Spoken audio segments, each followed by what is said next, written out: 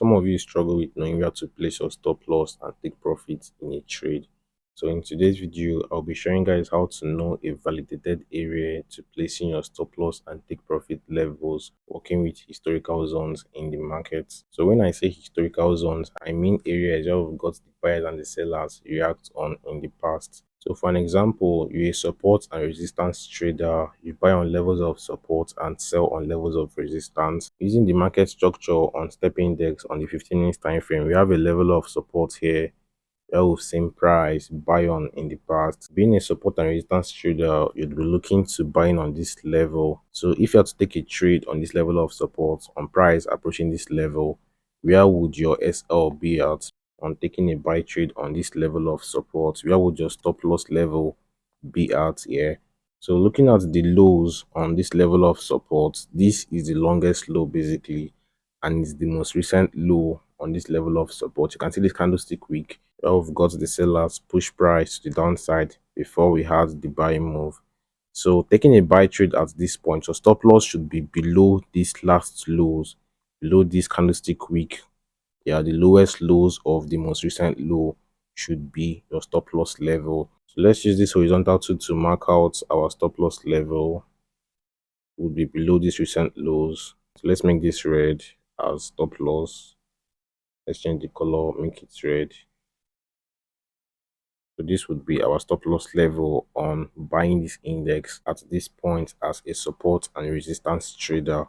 So your TP would be based on the most recent highs which we've got here. That would be your TP level basically. So taking a buy trade at this point, your targets should be on these highs. Your entry would be on this level of support. Stop loss would be below the most recent lows. Then CP would be on the recent highs, which is at this point. You can see the past history. So we've got price, so here resistance, resistance, resistance. So this is a historical level of resistance where our TP on taking the buys on this level would be at. So TP would be close to these highs. Let's make it green. TP green, yeah, green color. So this would be our TP if we are to get the buys on this level as a support and resistance trader. So this would be our TP level. So let's say we want to take a sell trade at this point, selling on this level as a level of resistance. You can see past histories on this level where we've got price, sell resistance, resistance, and we expect price to sell on getting to this level. Let's assume that we predict the sales on price approaching this level. Our entry points would be on this level of resistance. Then our stop loss would be above the highest highs which we've got at this point. We can see these highest highs. Our stop loss would be above it. Let's change the color to red. Stop loss level red here. And TP should be green. Stop loss red. Good. So stop loss would be above these highs. Having that, we've got price push up to this highest level, pushed down, attempted to get to this same level but failed. We got this rejection. Price pushed on a little bit, pushed up here again, pushed down a little bit, sold as resistance. So taking a sell trade here, our stop loss should be above these highs, these longest highs we've got here, the highest highs basically. So where would our take profit level be at? It should be on this level of support. Remember, we're selling on a level of resistance. Our target should be on this historical level of support. This level of same price, buy on support, support, support. Because if price is to sell to the downside, getting to this level, there's a possibility of same price, buy on this same level as a support based on what happened historically.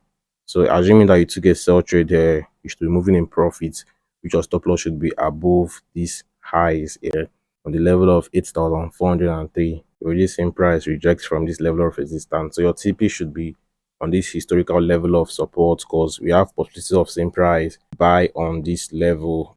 So let's place TP at this point close to this level of support should be our TP level. Let's make it green.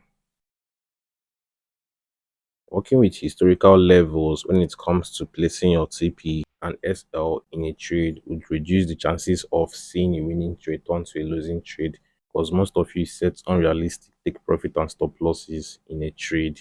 setting a TP below this level of support, knowing fully well that we've got histories on this level. If I take a sell trade at this point, there's chances that on price getting to this level, on price selling to this level, would get a reversal because of the histories we've got, these buys we've got on this level. So it would make more sense having your TP close to this level of support. You'd play safe, and at the same time, you'd set realistic take profit levels in a trade. So that's it, guys. That's how to know where to place your take profit and stop loss levels in a trade, working with historical zones and areas.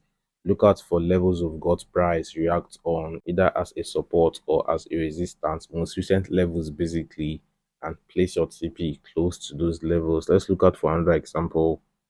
So we've got a level of support here, being a support and resistance trader for an example.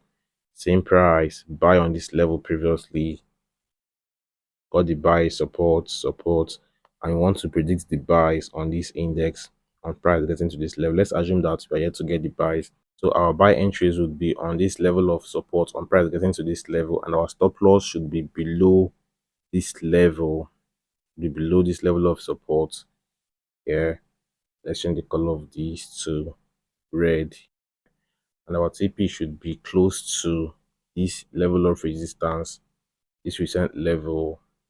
So taking a buy trade here, stop loss below this level here, this area, this historical level of support, and TP should be on this level. You can see how price got to this level and rejected, which would have gotten more sells if not for the bullish market structure here.